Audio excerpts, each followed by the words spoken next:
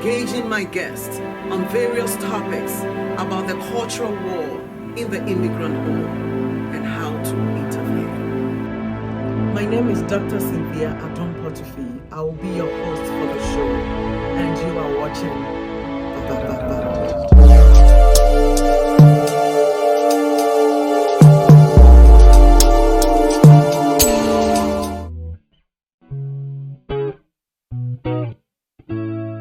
This is the parents' edition of the Battleground.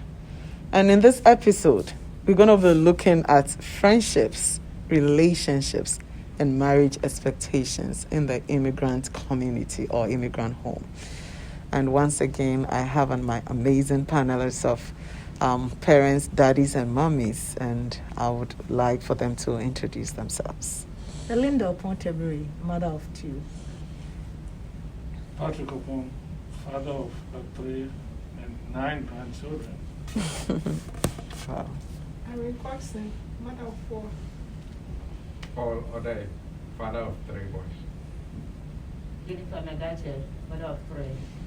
Thank you so much for taking time off your busy schedules to be with me today on the Battleground show. Welcome to the show.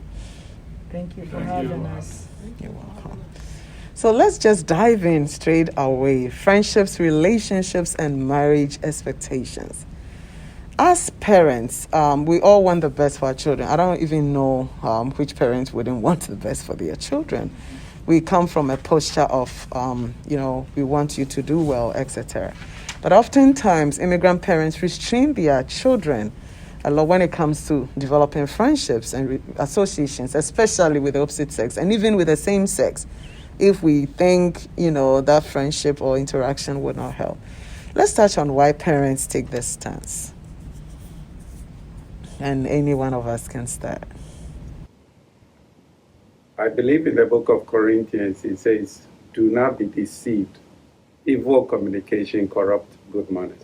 So from a Christian perspective, the kind of friends you associate yourself with, eventually you become. So as parents, it's of obvious concern for us to be involved as to what kind of friends you mingle with. Evil communication corrupts good morals. So how do we determine whether the friend or the association is bringing evil communication? Sometimes do we judge by the outlook and by the hairstyle or by the dressing? Like, I want us to get into it because sometimes friends could come home, right? We don't really know them, but we make assumptions. I don't think this is a good friend. I know we have the Spirit of God, so maybe it's instinct or whatever, but I just want us to touch on that a little bit because it's a major issue in immigrant homes. I would say when you start seeing changes in your child's life, then you know there's something wrong. That's a key that you have to watch. Changes like the way they talk, the way they dress, and the things that they start doing, that's out of the norm. You'll be like, no, there's something going on. So you have to find out where that is coming from and who they are involving with. I remember somewhere last week, we had a youth service or so, but I'm with some youth, and we were talking about that. And I always tell them, always be a leader and not a follower. Right. So even if you get yourself involved in the bad friends, let them know what you believe in so that they will follow you, but not you rather following them. That's right. So that's another thing. When you see that those changes, you have to sit your child down and talk to them that, hey, this is not acceptable, and why they are acting that way. Then you take it from there. So that's one thing that I think we should watch out for, and very, very important.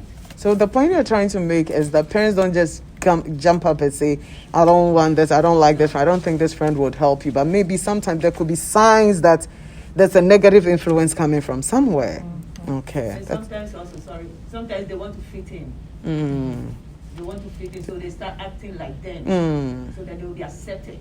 Right, by that new association. Thank you so much. So the follow-up question is, how do our children, and I mean, in this conversation, it's not just based on you, the relationship between you and your kids. No, it could even be that you haven't experienced it, but you've seen it in, another person's home or like somewhere. But generally, how do children, react to the strict expectations on friendships and relationships? There is this old adage that says, tell me your friend, show me your friend, and let me tell you your character. And some of these habits that some of these kids acquire are from friends that are associated with good friends. Even though some good friends can help the kids or the child to get into some good life in future, more often than not, most of the friends that they associate with bring them down. They bring them, you see, like, for instance, we usually call, I don't want to say the name that we give to these people who are like the Black Americans, or like the Jamaicans, or like those people. You have this youth, while he started coming up, he was living a normal life, always dressed up, and the next day that he associates with any of these people, he thinks, as my sister said, he thinks he got to fit into that society, like the new society that he is in. So he will start braiding the hair, making the hair unkempt, putting on different ties, and all this, going to awkward places and all those things. So, as a parent, when you see that, you get bothered, because you don't want the child to end in a way or at a level that you don't like. So the parent will get bothered, come in, and maybe that is all those things that we have already discussed will come in. They don't want to let me have a voice. They don't want me to do this. They are abusing me and all those things. But whatever it is, the person has to be put in check. Right. Yeah. They're controlling them. Yeah, putting in check. What I do is I establish my guidelines already. So whatever friend that you have, I have told you this one, not in a angry way or in a calm way that we're talking and chatting. I'll be talking about what kind of friend I would prefer you to, have them around you. So I'll be talking about it all the time, because it's not. Sorry to cut. Before you move on, is it you deciding this is the friend I'll prefer you to have? I won't make it direct. Very good. I will not make it direct. I will make it like a chatting or It's not your preference, but let's see what will help you. Very good. I indirectly, make it like we're talking. Then I'll be, hammering, talking about those friends I would like you to surround yourself with. So me talking about it, maybe she will ask me, but why you don't like certain these people? Why you don't? Then they will ask me a question. I'll ask my boy, who are your friends? Sometimes you see that he's reluctant to tell me because you don't want to know such a person. Oh, okay, then change him. Yeah. Then change him. If you think I wouldn't like to know him, then change that. So I think Mama Jennifer wanted to say something. So I think it's more of certain guidelines are within the family. The reason why I picked on that, young people have this mindset that parents want to live their lives through them. So what they don't want to know or hear is, this is what my mom wants me to do, or this is what my dad wants me to, more so than channel that into, this is what I think will help you. So then they know you are not imposing your will on me. And I think exactly that's why you have to make it indirect. That's the point. I think this is what will help you, but it's not like do it because I'm saying do it. But I think this is what I think will help you. So thank you so much for that point. Yeah, like our mommy just said, it's like we control. That's where the word control comes in. Because we want to control their friends, even though we are parents, but still we have to, give them those guidelines that when they go out, like I said, they will not be influenced by the outside. Because in that case, that will be the way they can also change them, or let them come to know Christ. Because what they know, even though they go out there, they know what is right. They don't follow them. So if you don't give them the chance to, associate with other people, you can't restrict them, because when they go to school, they see all of them. We are to work. Exactly. It is the grace of God. Exactly. So no matter what you do, and sometimes when we restrict them, that's when they want to know why. You are restricting them. That's a good point. Becomes another thing. It's an inquisitive like culture. Exactly. Why is it? I just want to try it and see why my mom, because you never really gave him or her the why. So I'll find out myself. So I think that's a very good perspective. But coming back to my question, how do our kids react? How do they respond? And I think one person can respond, and then we'll move on with to the next question. When we put these, restrictions, imposition, control, because that's how it comes across. Usually it's not a dialogue, like it's more of, don't bring this person, I don't want to see this person, I don't want to see you with this person walking around again. So it becomes more of controlling and you throwing out instructions rather than let's sit down. Who is your friend? Do you think, this relationship, is it helping you? Instead of a conversation, we throw the rules out. So how do they respond to these rules? It's always angry. They get angry, they withdraw, and sometimes they find another way of befriending them anyway. Exactly. So exactly. What we need to do is engagement. We have to engage them. Thank you. Engage them in a conversation, as you mentioned. Let them know the whys of all that you are saying, why you are telling them not to befriend a particular person.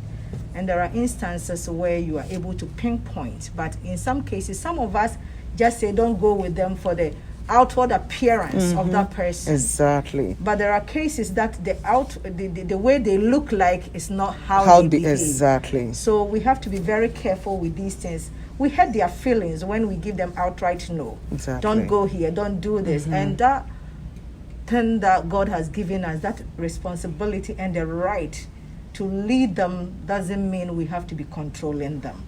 But we need to always have a dialogue. Let them understand that.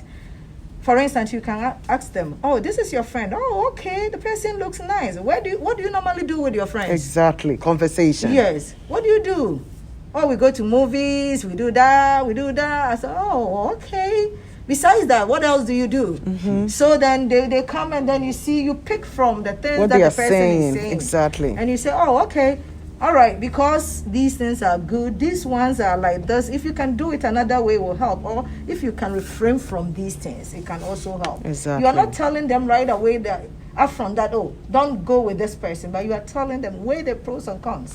Is this going to help you a lot? Where is this going to lead you? Have you seen people who walk this path and where they end, and these people where they end? When you are able to explain, children are very intelligent. Yeah. So if you tell them these things and you have a very good engagement with them, you are heading somewhere. It's not going to happen overnight, but they will sit and reflect. I have a personal experience of that. My daughter growing up was having some friends who will come home. We were living in that white neighborhood there, where they will always come home. Because why? They are very wise. They wanted to always come to her, do their homework, get their homework done, and then go. And then they started engaging her in all forms of parties. Party. So it came to one point in her life. She came back from school and said, oh, ma, I forgot to do my homework. And that gave me an opportunity to engage her. Exactly. I said, you see what has happened? Because you are more into their parties now than your homework. This has never happened to you. So you are always thinking about after school, we have What to go should we here, do? this one's party, that one's birthday, this one's is celebrating a dog and whatever. So you see, it's taking away time from you. Yeah. So if you can begin to reassess and then prioritize things that you do, it will help you. I did not say don't befriend them, but she sat down. After a week, she said, Mom, I'm not going to go with their parties and anything again. I did not tell her, but she stopped because she saw that it was affecting her. You are in high school, and now it's all about partying. It's all about the dog is this and the veterinary and all those things, getting engaged on unnecessary things. Exactly. So when I engaged my daughter in that sense, she was able to sit back and reflect. I never said don't go. The other one was every day they are going to diners, eating diners. I said, we never did this. What is this thing about diners now? Exploring. It's time. You are exploring, but it's good. We can go once in a while, but it shouldn't be a habit. Exactly. If you grow up and you become a woman who is always in the diner, you won't have anything in your account. That's so right. These things helps when you actually give them the whys of why you are saying what you are saying. That's right. The why. It's our children are growing in a culture that asks questions, and our children are very smart. They are intelligent. They can reason through whatever we tell them. What they don't want to hear is don't do this, don't do that. And sometimes you may say don't do this, and they would pretend as if they have stopped doing it. But Mama Belinda mentioned something that you think they've stopped, but they'll find other ways of doing it if we don't give them the why.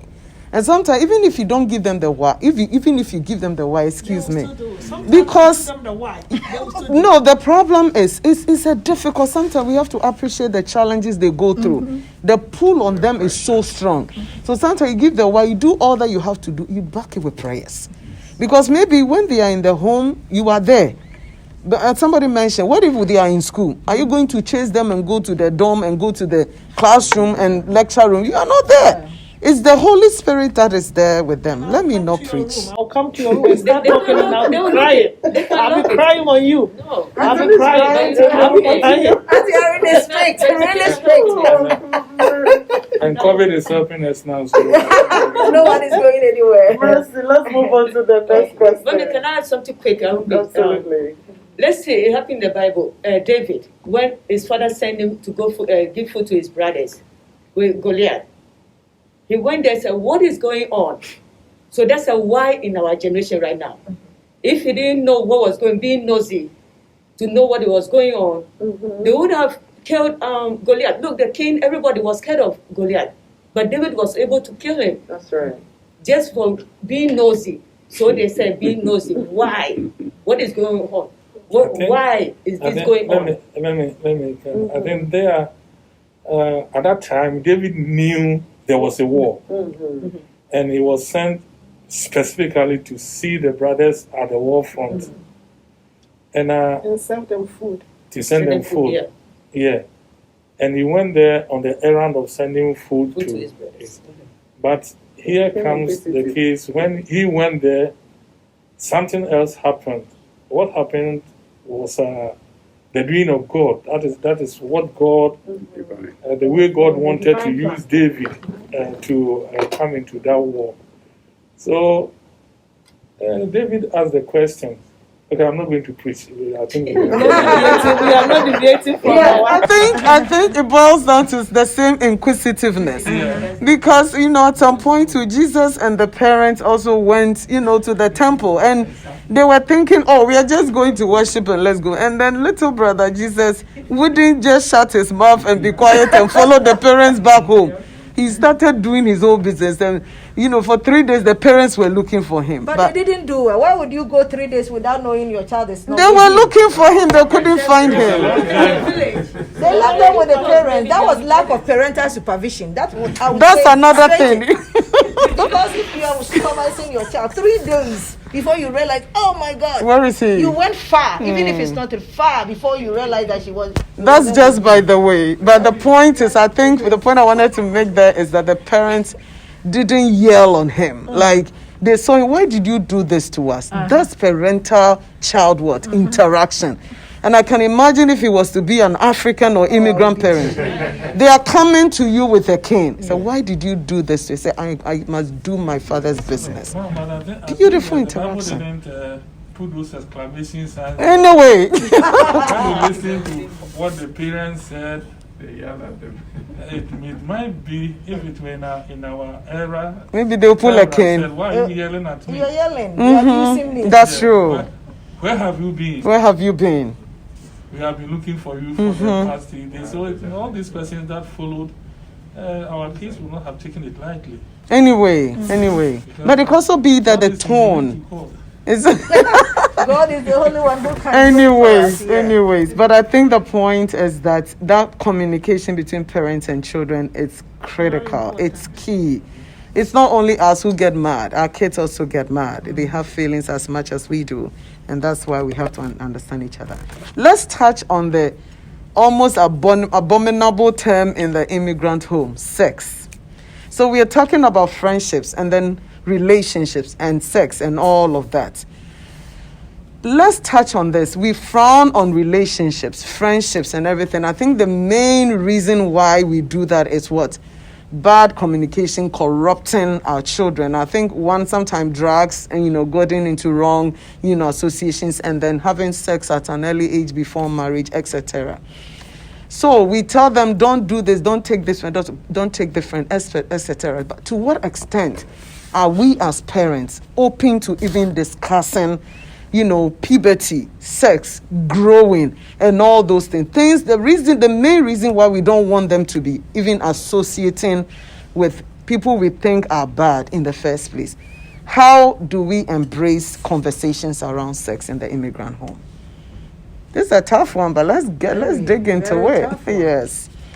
Do we do it? How comfortable are we? And this is not your personal experience. Again, generally, yeah. We see it as a sacred thing. And being believers, we think we shouldn't be talking about. Unfortunately, the social media is already exposing them to all these things. So it's high time we begin to talk about it. Right. No, we are very uncomfortable. We are very uncomfortable talking about these things because we think that when we begin that conversation, it means that we are even giving them signals as to things they can do. That's how we feel.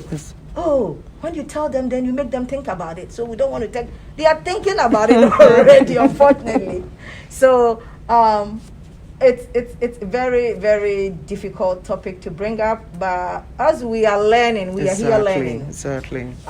We would begin as parents to talk to them as young as 9 years. We have to begin to talk to them about these things, because if we don't talk to them, someone else will talk to them about it, and the way it will be presented to them might not help the child.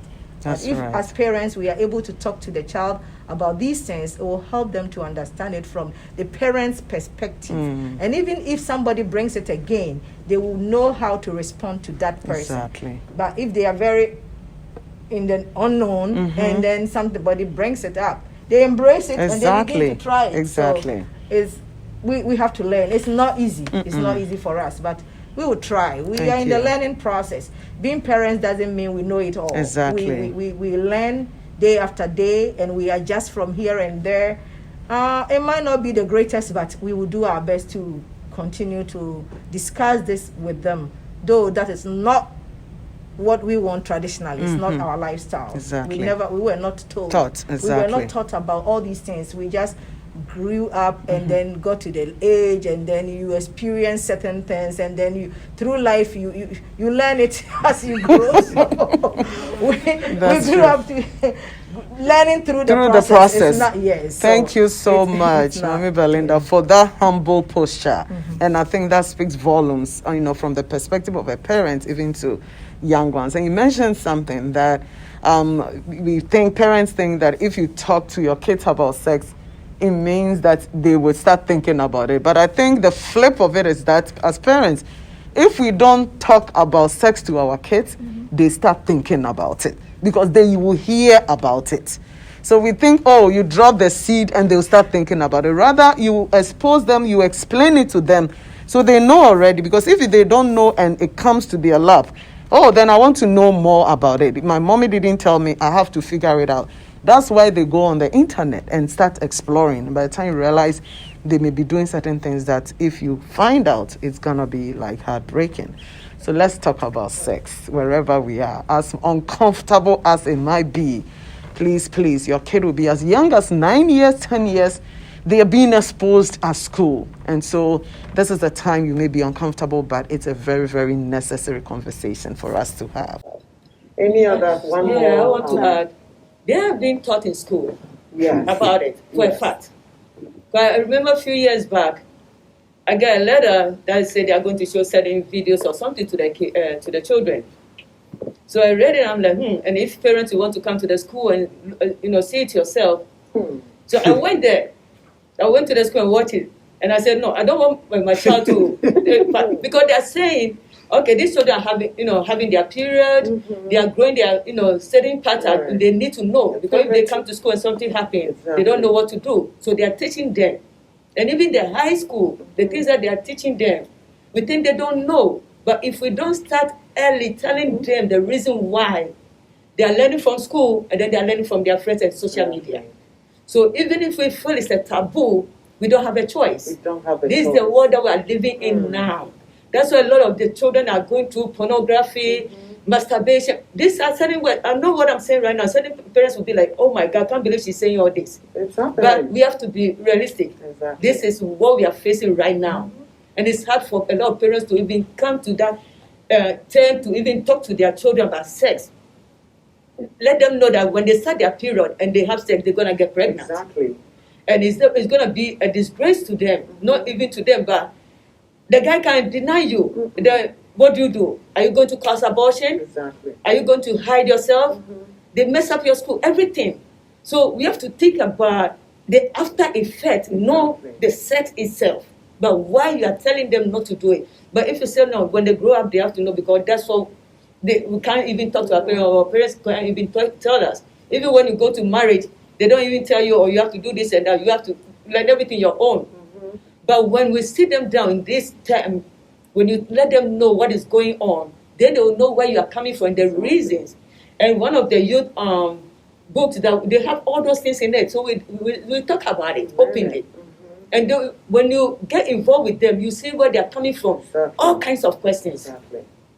All kinds of questions running through their mind, but you have to talk to them. We can't say no, they are too young. No, they are learning, they know everything. They know that more phone than that they we have do. everything at their beck and call 24/7. So parents, it's time to wake up.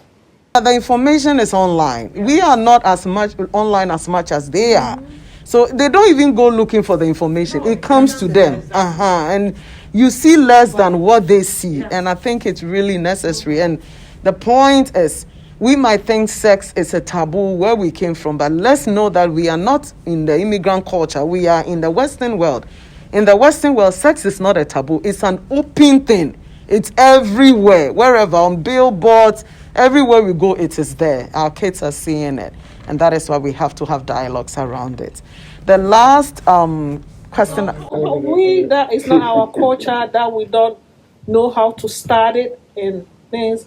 How do we go about it? Because it's not our culture. I asked my son, when do you want to get married? Actually, that's what I wanted to talk about. But I started with this question. When do you want to get married? When he was 20, I asked him, when do you want to get married? He said, 26. I wanted to, hit on that. But it's not. I was feeling uncomfortable. So I ended it there. So you're gonna When he said, I landed there when he said, so you know what to do, right? Yes. So he knew that this is what I really wanted to touch. Okay, so I think Mami Irene asked a question, those that are uncomfortable about it. I think it goes beyond this conversation, and another conversation we're going to have that and specifically talk about it. But I mean, if you're a parent and you want to do it, the willingness is what is key. Sometimes even if your kid realizes that you're willing to talk about it, that even gives them a lot of comfort. So we're coming your way with a series on sex. Let's talk about sex. That will be the name of the episode, but that will come later on. So I'll let Uncle Paul go for 1 minute, and then Elder Paul will go for 1 minute. Yeah, I was just saying that we are here. We are facing this, so we have to get comfortable with it, because beyond even sex, now we have to deal with this lesbian and homosexual issue. And that, if you think sex is a taboo, then in the African culture, this is that is a nuclear bomb. So That was a powerful one. so we have to, and especially even as a church, the church we belong to, we have to get comfortable discussing these things, because you will be even happy he's going in this direction. And it is happening. And it's happening. Yes. And because we're not talking about these things, they go and they're being exposed, and it's being presented to them as an alternative. It's, you have a choice with this or that. Yeah. So if we're able to get them in the biblical one, at least we'll sleep. Thank you so much. You exhausted your 1 minute, so Elder Paul, you can. Yeah, I think they've already said what I was going to say. Since the society, is doing their part, the church will also begin teaching all these things in the church. Because we thought initially it's too bad to mention this in the church.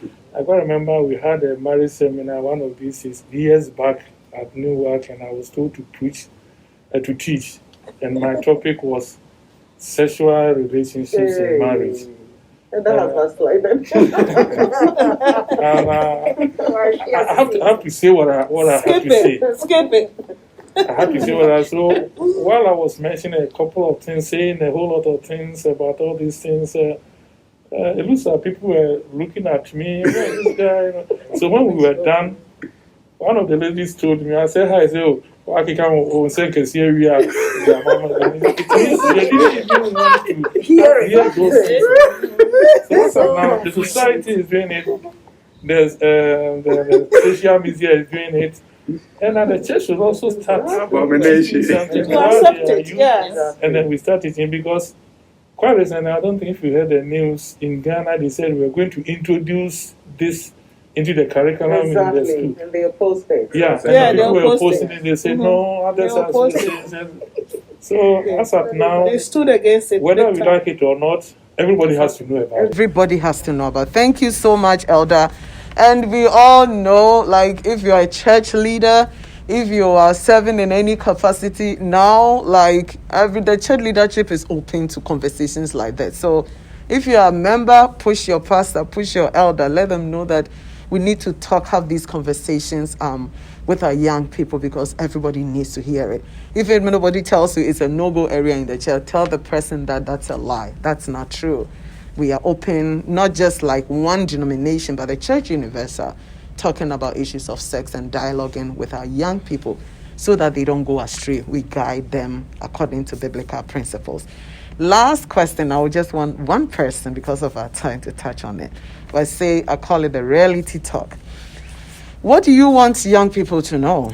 And what advice do you have for parents on this topic of relationships, friendships, and marital expectations? I would say mutuality in relationship. I would like them to know there should be mutual love, mutual understanding, mutual agreement, and then mutual respect. And if I want to break it down, as I'm saying, even though I'm not going detail in it, you know what I'm talking about. Right. When I said mutual agreement, mutual respect, mutual love, and then maybe mutual forgiveness. So let me pick forgiveness. Even friends. If your friend offend you or something, your partner offend you, it shouldn't be hard to say I'm sorry or to forgive. So as you are learning or you are getting into married, there's one key that you should, keep it at heart. Learn how to forgive. And then respect. Mutual respect. It is very important in a relationship. Either you are courting or you are dating or you are married, respect is very important. Thank you so much. Before I wrap up, this thought came in my mind, and I'll let Mama Belinda, who is a women's leader, to touch on this because it's dear to my heart. The pressure that parents put on young people, like we're talking about relationship, friendships, and all that, marriage expectations. That's why I threw in the marriage expectation. We ban our kids from having relationships, dating, whatever term you will call it. And then when they hit a certain age, it's like the pressure is like what? River, whatever. Every time. When are you getting married? Won't you go out a bit? Where am I going? You didn't teach me how to even go out. So what advice would we give to parents when it comes to marital expectations? Pressure that we put on our kids. Not even parents alone, but aunties and side uncles and church members. That's what I mean by side aunties and side self-appointed family members. All right. In fact, it's something that is going on in our churches and in our environments that we mount a lot of pressure on the young ones, asking them questions about when are you getting married. but as you said, we prevent them from having relationships. What I would say to every parent is that know where your child goes. Make room for your child to feel that they can bring their friends home. If they are initiating a relationship that they intend to move forward with it to marriage. Some kids have that fear of bringing their friends even home. That's right. So I'm encouraging parents that we should make that room for that, and we can begin to have a conversation with, if it's our daughter or our son that is bringing somebody home, we can engage with them, find out more about the other person they are bringing home, and possibly we can also visit the other person's family if we want it to lead to marriage, so that we will need that kind of relationship to be built between the two families. If that happens, then it means that we are on the same page. These children can then be very open to talk to us. And the other side of it is that we prevent them and then mount pressure. It brings a lot of thoughts and it's not helpful. They get depressed. Some even attempt suicide. Right. That is not what we want. We should understand that in God's own time, He makes everything beautiful. That's right. We have to be very supportive of them, helping them to understand that it's a life stage, and trusting in the Lord, surely it will come to pass. Amen. Besides, we can also set times to pray with them.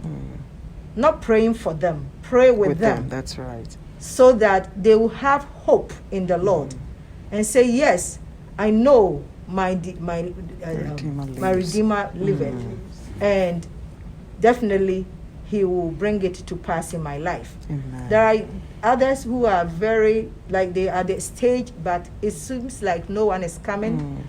And when they come to us, we should share experiences with them. Exactly. Let them know that they are not the only one going through that. There are others, and yet when they keep their focus on Christ and live for Him, He will not disappoint them. The Lord is able. Yes. He can do it. As far as we yield to Him and we trust that indeed He's faithful and able, He will surely do it.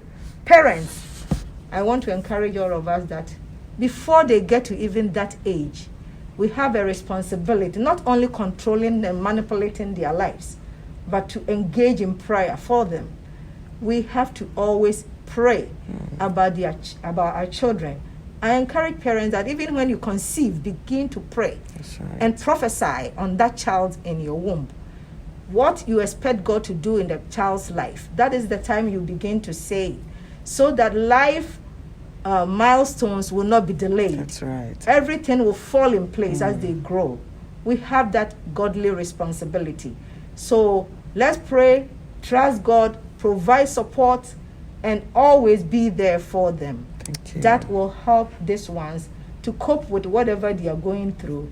And when the time is due, the Lord who provided for Isaac will do the same for them. Amen. Amen. The Lord who provided for the people in the Bible, and even for you and I, when your back was hit against the wall, He will provide for you. Once again, all too soon, the conversation has been amazing. I wish we could go on and on and on, but we need to cut it off at this point. We want to thank you so much once again for joining in our conversations on relationships, expectations, and marriage and friendships. And we want to thank our panelists so much for joining in. God bless you, and catch you again on the next episode of the Battleground Show. God bless you for having us.